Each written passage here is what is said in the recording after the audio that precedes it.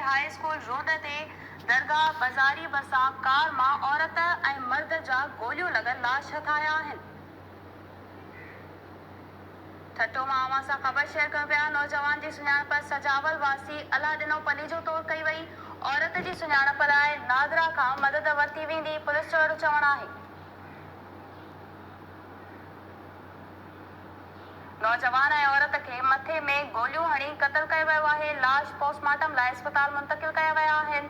High school road ते दरगाह बाज़ारी भरिसां कार मां औरत ऐं मर्द जा गोलियूं लॻल लाश हथाया आहिनि।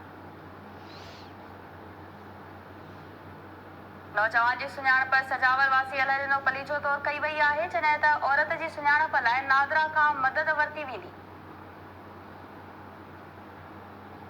नौजवान ऐं औरत खे मथे में गोलियूं हणी क़तल कयो वियो आहे। लाश पोस्टमार्टम लाइ अस्पताल मुंतक़िल कया विया आहिनि।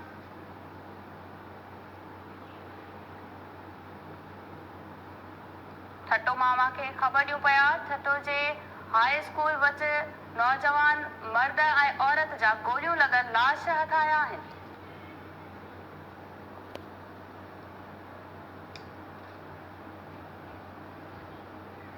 ठट्टो हाई स्कूल रोड ते दरगाह बाज़ारी भरिसां कार मां औरत ऐं मर्द जा गोलियूं लॻल लाश हथाया आहिनि, जिन खे अस्पताल मुंतक़िल कयो वियो आहे।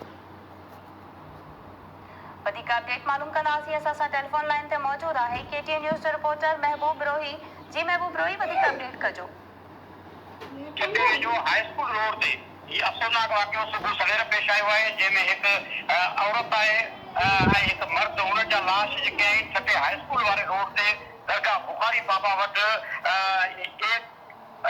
कार नंबर आहे AQE 679 कटस कार आहे, जेका बीठल हालत में अथई, जंहिंमें अॻी सीट ते हिकु नौजवान ऐं पोई सीट ते जेका हिकु नौजवान औरत जा जेके गोलियूं लॻल लाश हथाया आहिनि, जिन खे सिविल अस्पताल ठट्टो मुंतक़िल करे उनजी पोस्टमार्टम पुलिस पारां कराई पई वञे। नौजवान जेको आहे उनजी सुञाणप अलाडिनो कुमार पली जो तौरु कई वई आहे, जंहिंजो ताल्लुक दड़ो लॻ यूसुफ पली जो ॿुधायो वियो आहे। उन हवाले सां पुलिस जांच करे रही आहे, जॾहिं त हुनजी जेको औरत आहे उनजी जा ताईं सुञाणप न थी सघी आहे, पर ज़रिया पुलिस जा ज़रिया ॿुधाइनि था त नौजवान ऐं इहा जेका औरत आहे जेका मारिजी वई, उनजे बारे में खेनि कुझु ॼाण मिली आहे त उन्हनि कुझु वक़्तु अॻु में प्यार जो परणो कयो हो, जंहिंखां पोइ उन्हनि जे ठटे आयल हुआ राति खां उन्हनि खे टारगेट करे गोलियूं हणी मारियो वियो आहे। पर अञा ताईं उन हवाले सां का हतमी सूरत साम्हूं न अची सघी आहे। उन हवाले सां जांच जारी आहे। कार जेका आहे अल्ताफ से नाले सां हिकु शख़्स जो ॿुधायो वञे थो, उनजो मालिक जी ॻोल्हा कई वई आहे, ट्रेस कयो वियो, उनखे उनजे मालिक सां राब्तो कयो वियो आहे ऐं उनजे वारसनि खे नौजवान जेको आहे अलाडिनो पली जो उनजे वारसनि खे पुलिस पारां आगाह कयो वियो आहे। अञा उनजा वारस न पता आहिनि। हिन वक़्तु पोस्टमार्टम जो मरहलो हलंदड़ आहे सिविल अस्पताल ठटे में।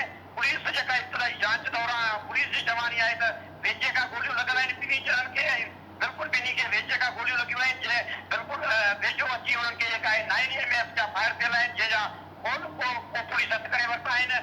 हिक खां वधीक ॿिन्ही ॼणनि खे मथे में गोलियूं हयूं वयूं आहिनि, जीअं मुकमल तौर ते उन्हनि खे जेको आहे मारे सघे, ऐं ॿई जेके आहिनि मारिजी विया आहिनि। हिन हवाले सां अञा ताईं जांच हलंदड़ आहे। मुख़्तलिफ़ रुख़नि खां जांच शुरू कई वई आहे।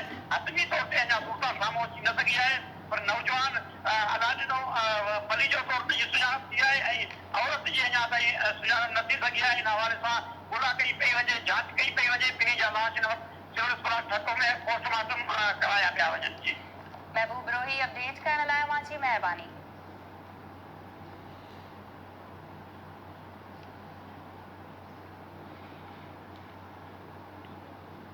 ठट्टो में नौजवान औरत ऐं मर्द जो गोलियूं लॻल लाश हथाया आहिनि, जिन खे अस्पताल पोस्टमार्टम लाइ मुंतक़िल कयो वियो आहे।